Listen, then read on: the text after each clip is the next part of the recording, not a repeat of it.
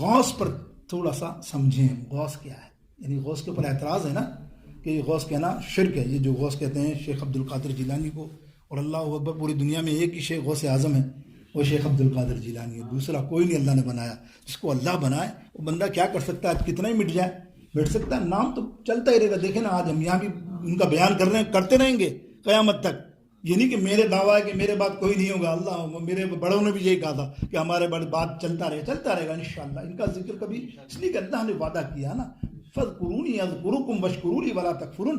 اے میرا ذکر تو جو کرتا ہے کثرت سے، بے فکر ہو جا، پھر میں تیرا ذکر ایسا پھیلا دوں گا کہ چپے چپے پر کہیں بھی ہو، ماؤنٹ پراسپیکٹ ہو یا ڈسپلین ہو، چھوٹی چھوٹی جگہیں ہوں گی شکاگو کی، وہاں بھی اے محبوب سبحانی تیرا ذکر ہوگا. اب دیکھا آپ نے غوث، غوث کے معنی ہوتے ہیں فریاد رس، سمجھتے ہیں نا، داد رس، مدد کرنے والا. غوث کے معنی لغوی معنی فریاد رس یعنی مدد کرنے والا. یہ کہتے ہیں یہ غوث کو مددگار پکارتے ہیں. مددگار اونلی دیر از اونلی اللہ، اللہ کے سوا کوئی مددگار نہیں. یہ ان کا ایک دعویٰ ہے. جو اللہ کے سوا کسی کو مددگار پکارے وہ مشرک ہے، فلاں فلاں فلاں فلاں فلاں جو بھی. اب ان سے پوچھو، میں نے قرآن مجید کی ایک آیت پڑھی ہے، لا تعداد آیتیں قرآن پاک میں موجود ہیں. اب میں تو ہم تو جتنا وقت ہوتا ہے اتنی مختصر وقت میں نے آیت قرآن پاک پڑھی. اب سمجھیے قرآن پاک کیا کہتا ہے، اللہ کیا فرما رہا ہے. فَإِنَّ اللَّهَ هُوَ مَوْلَاهُ. کون؟ اللہ تمہارا بے شک کون ہے؟ مولا کے معنی ہوتے ہیں مددگار. مولا کے معنی دوست بھی ہیں، مولا کے معنی قربت والا بھی ہیں، قریب بھی ہے.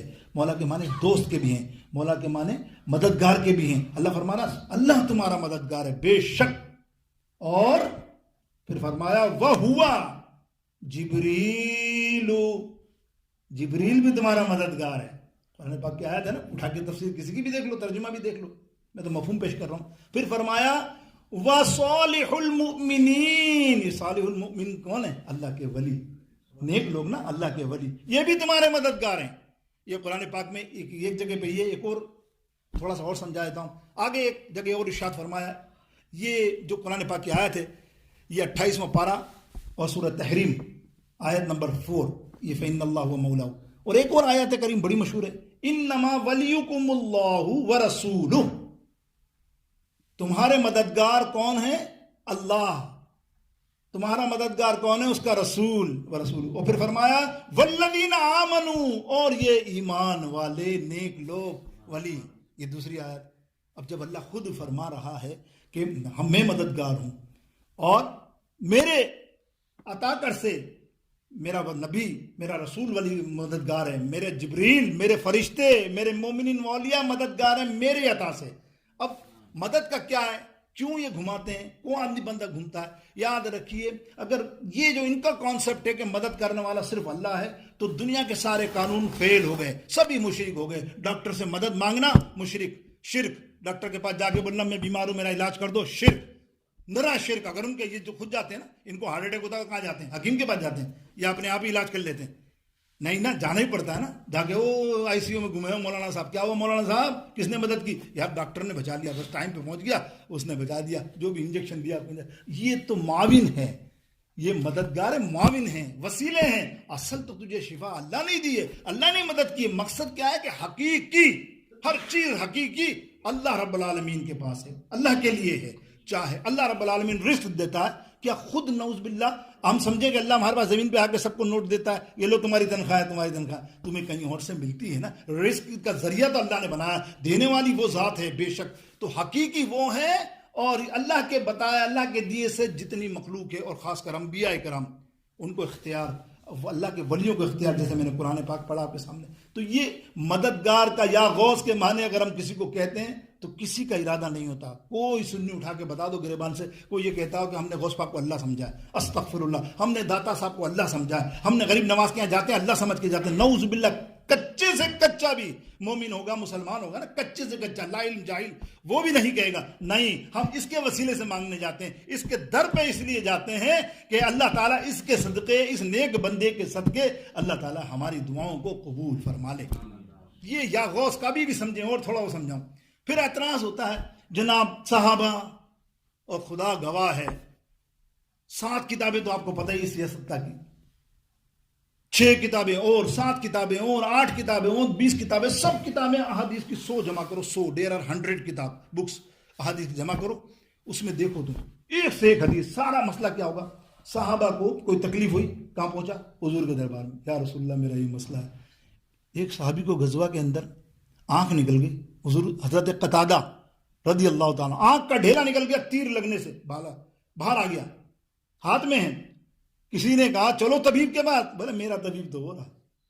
سیدھا سرکار کے دربار میں آیا، حضور علیہ السلام نے لعاب لگایا اور چپکا دی. مدد لی نا، صحابہ نے مدد لی. پانی نہیں ہے، سرکار نے انگلیوں سے پانی نکالا، ہے نا بھی بڑی مشہور سب کے. یہ تو ایسی مشہور حدیث ہے کہ ان کو معلوم ہے، سب کو پڑھتے بھی ہیں، لیکن اصل چیز وہ نہیں بتاتے. بات تو وہی، ہم یہی تو کہتے ہیں ہمارا ایمان کسی کا نہیں ہے کہ حقیقی نعوذ باللہ رسول اللہ ہی مدد کرنے والے نہیں. اگر اللہ مدد نہ کرے تو رسول اللہ بھی مدد نہ کرے، نبی بھی مدد نہ کرے، ہم تم بھی کوئی چل نہ سکے. ارے پتا جب ہل نہیں سکتا اللہ کے بغیر تو یہ ہلتے کیوں ہیں پتے؟ کون ہلاتا ہے بتائیے نا پھر. اللہ اکبر. میری مراد یہی ہے میرے دوستوں بزرگوں، اللہ کے بغیر کچھ بھی نہیں ہو سکتا، لیکن اللہ چاہے جس کو چاہے، جس کو نوازے. تو اس کا مقصد یہ کہ تم نے اللہ کے کام میں رکاوٹ ڈالی نا، اعتراض کیا نا، نہیں یہ قرآن کی آیات میں ایسا مددگار نہیں، نعوذ باللہ، تو پھر تمہارا حال کیا؟ تم پہ فتویٰ کیا لگے گا؟ الٹے تم مشرک ہو گئے، تم شرک میں بے ایمان ہو گئے کہ تم نے اللہ کے کام پر اعتراض کیا. تو میرے دوستو بزرگ، اب دیکھیے نا، صحابہ پہ بھی مان جا گئے. اب میں بتاتا جا رہا ہوں، ابھی مانتے گئے، بہت سے لوگ مان گئے، ہاں یہ بات صحیح، حدیث آئیں سمجھیے.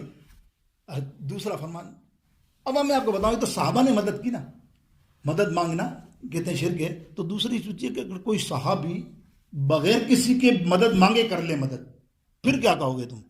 ایک تو ہوتا ہے نا کہ بھئی کوئی مجھے کہے میری مدد کرو، آپ مجھے کہیں مدد کرو، میں مدد کروں، چلو ٹھیک ہے وہ تو بات مانتے ہیں.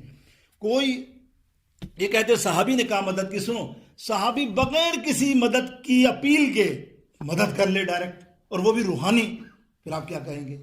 سنیے، ایک بس یہ حوالے کے طور پہ کر رہا ہوں، باقی تو بے شمار باتیں کرتا جاؤں. آئیے سنیے. جمعے کا دن ہے میری طرح، یہ جمعہ کا دن ہے، مولا علی سامنے موجود ہیں، کرم اللہ وجہ الکریم، مقتدیوں میں کئی ججز صحابہ موجود ہیں، اور سیدنا خلیفہ دوم فاروق اعظم امیر المومنین خطاب فرما رہے ہیں، خطبہ بیان فرما رہے ہیں، سننا مدد.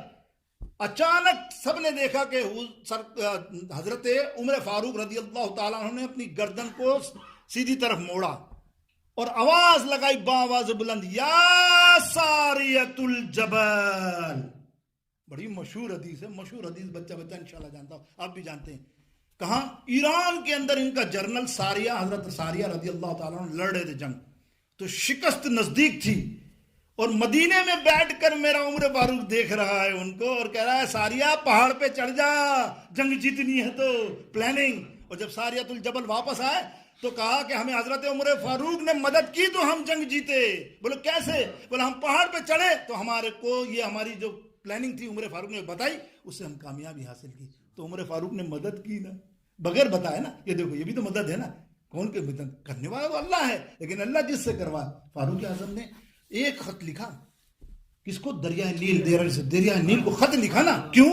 وہ کرنا ہوتا تو کہ مدد مانگنے فاروق اعظم نے لے یہ خط میں لکھتا ہوں اور ڈالو دریا کے اندر. جام ہو گیا ہے نا، پانی نہیں دے رہا نا، ہل نہیں رہا، یہ تم دریا کے اندر ڈالو تو صحیح. وہ پتا، وہ پرچہ، وہ خط ڈالا گیا ہے، تاریخ گواہ ہے. میں نہیں کہتا، ہزاروں کتابیں لکھی جا چکی ہیں، انگریزوں نے بھی لکھی ہے اس بات کو. اس نے کہا یہ کون ہے فاروق اعظم؟ ہاؤ، مطلب وہ سمجھ سے قاصر ہے کہ ایک خط ڈالے تو پانی سیلاب کی طرح بہ رہا ہے، اور اس دن سے لے کے آج تک پانی نہر سوئس کا جام نہیں ہوا.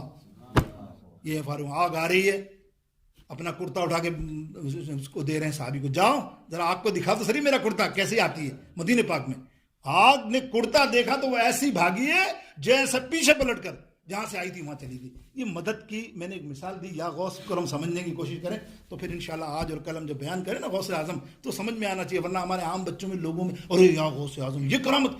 آج کل جو پروپیگنڈا لگتا ہے نا کرامت، ارے غوث پاک کبھی تیری کشتی اٹھا سکتے ہیں؟ یا لاجک مطلب پڑھے لکھے لاجک کیسے ہو سکتا ہے؟ 12 سال کی ڈوبی کشتی ہاتھ ڈال کے نکال لیا، اور نعوذ باللہ یہ کوئی کرامتیں ہیں؟ او دھوبی، نعوذ باللہ دھوبی کی بخشش ہو رہی ہے، وہ دھوبی یہ جملے کہہ رہا استغفر اللہ. اور یہ کہنے والا اشرف تھانوی اپنی کتاب میں ہے یہ دھوبی کا واقعہ، وہ بھی کہتے ہیں غوث اعظم.